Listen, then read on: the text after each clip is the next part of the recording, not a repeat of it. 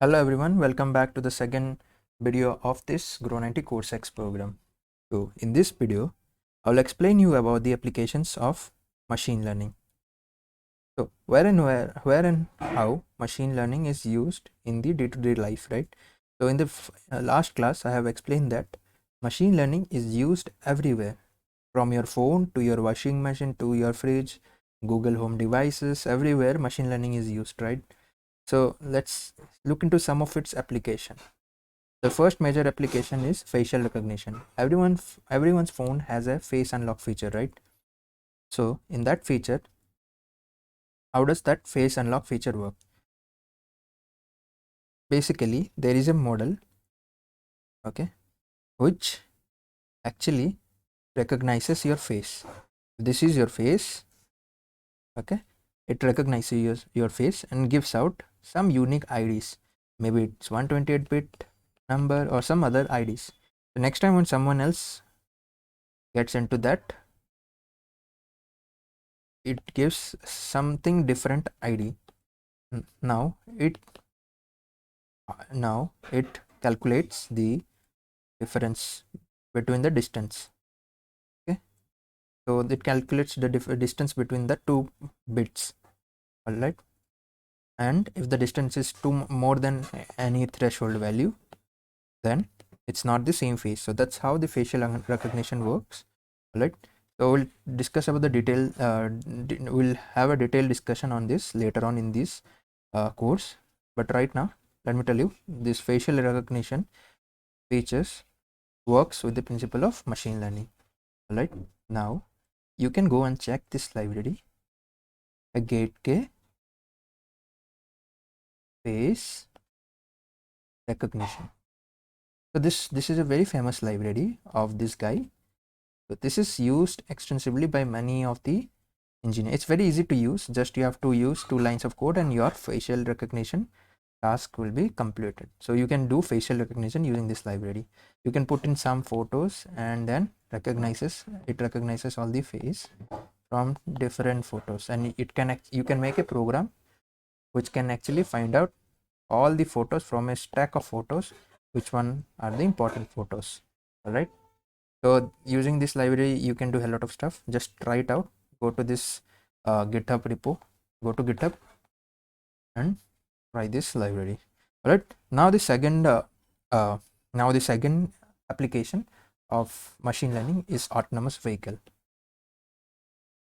And nowadays there are many vehicles which can drive autonomously without any driver's intervention. How does that do? They do using deep learning, also reinforcement learning. So using these two, they actually understand their environment and they can drive very easily, right? So without any driver intervention, the vehicle can run easily in the road. So there also machine learning is used. Now let me tell you the domain of machine learning. What is the domain, and why machine learning and why not deep learning? So this thing will clear out all the doubt. Give a little bit of space. So this is an AI domain. Okay, this is entire AI domain. Now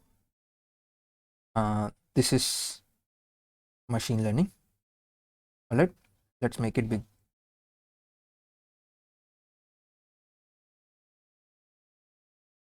Okay, now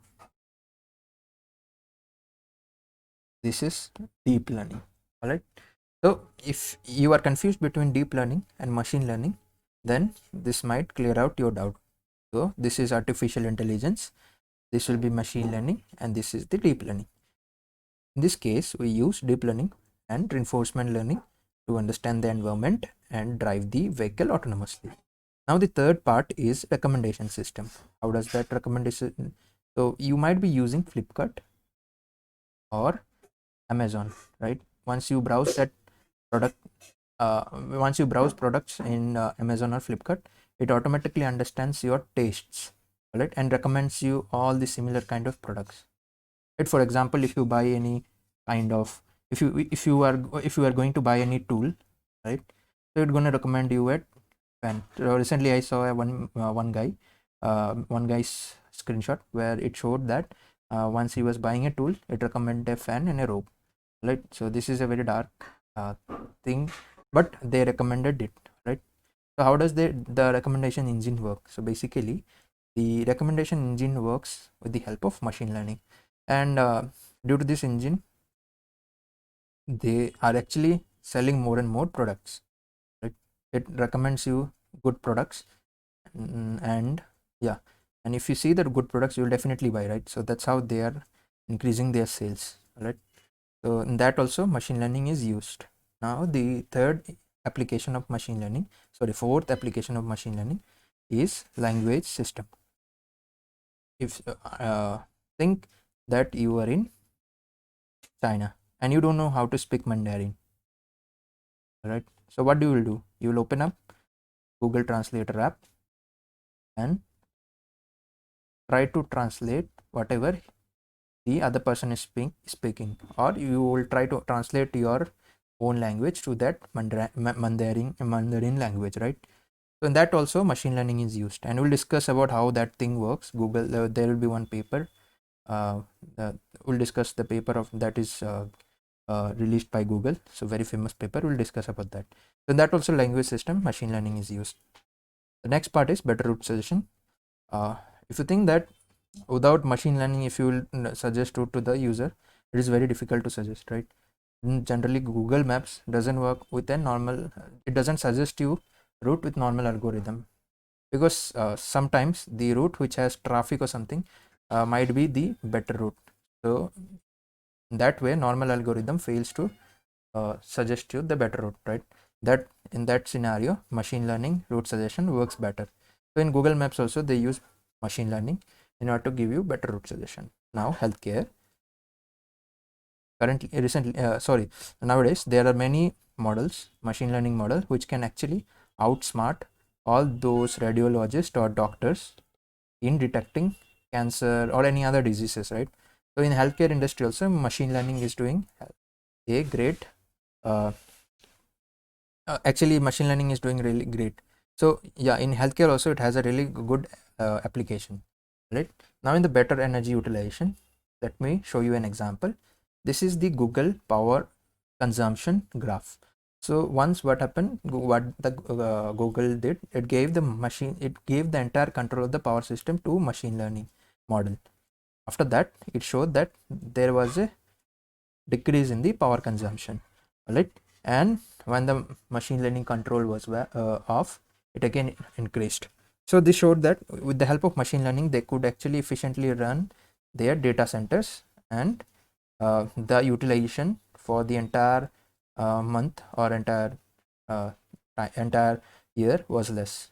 So machine learning also helps you in utilizing your energy efficiently. Also you can use machine learning in order to leverage your operations in your company, right? So that way also you can use machine learning. Now the one more common application of machine learning is spam detection. If you open up your Gmail, it has a folder known as spam.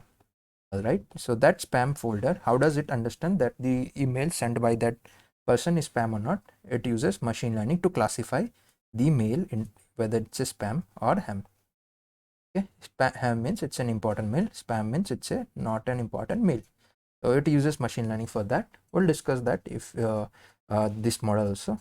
All right, the next thing is sentiment analysis. What is sentiment analysis? Sentiment analysis is basically understanding what is the sentiment of a sentence.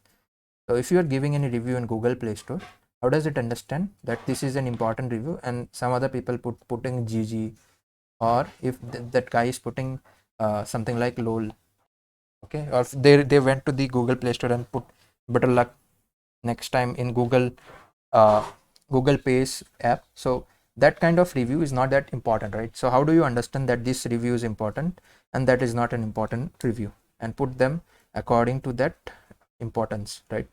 So that is done using sentiment analysis, and it is used by uh, I mean in sorting out all the important reviews, whether it's in Amazon or Google Play Store, everywhere it is used. So that also machine learning is used. Now the last and the important part, for voice assistant machine learning is used in future. I think for the last in 2019, 70% of the all the consumer queries and all those things were solved using machine learning chatbots.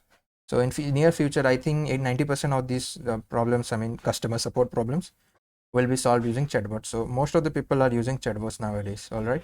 So when we have a chatbot where you can actually query about the project things and all those things, in I guess one of the student had made for us, and it works for Telegram and all. So yeah, chatbots are nowadays used by many companies in order to uh, reduce the number of manpower, all right, and work 24/7. So if you have chatbot, you don't have any working shift, you can work 24/7. All right, you just have to keep your server on, right? So that way you are actually giving good service to the customer, and the more good the service is good, the more customers comes to you. All right.